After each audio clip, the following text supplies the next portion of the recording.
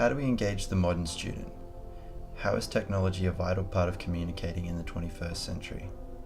Hi, I'm Jack Bailey, and today we'll be discussing how multimodal literacies are essential to communicate in the modern world, and how as teachers, we facilitate these requirements as postmodern educators in the modern classroom.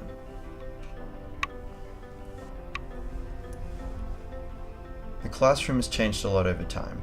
Most of us remember the old, chalk-covered classroom with outdated textbooks and maybe, if you were lucky, some computer time once every few weeks.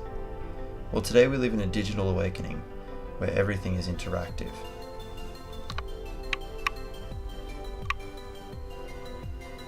Young people are exposed to a wide range of different technologies, and as a result, information has become almost an instant resource. It has become a primary way of researching for subjects and gives a wide range of options in ways to digest their information. Devices have also become a commonplace in the landscape of education, with many apps now aimed at educating students and tools to teach many different disciplines. With technology becoming more user-friendly, students have the ability to create multimodal text with relative ease, using the 5 semiotic systems: linguistic, visual, audio, gestural, and spatial.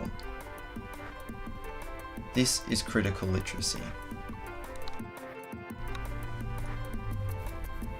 Social media is a great way to communicate with friends and family. It can also be a fantastic way to maintain interests and become part of different societies. Social media can have other benefits too. Students communicate a lot over this platform. This increases communication, widens the type of communication, and exposes different critical literacies. By creating text with different semiotic systems, students can get their points across much more clearly than if it was just written down.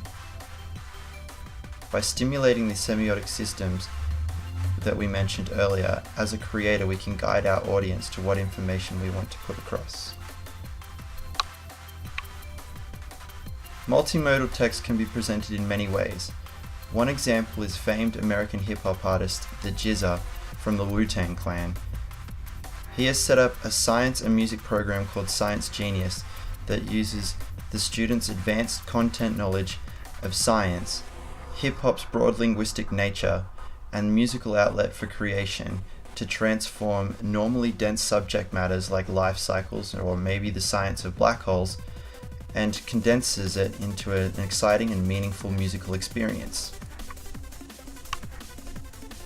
This opportunity not only lets the students communicate with each other, it also lets them create and think critically about the literacies they are engaging with.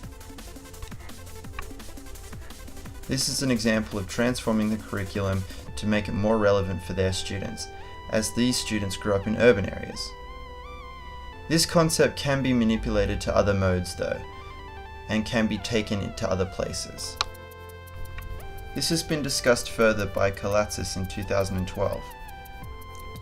They stated that when putting literature into a social or cultural perspective, it becomes postmodern education.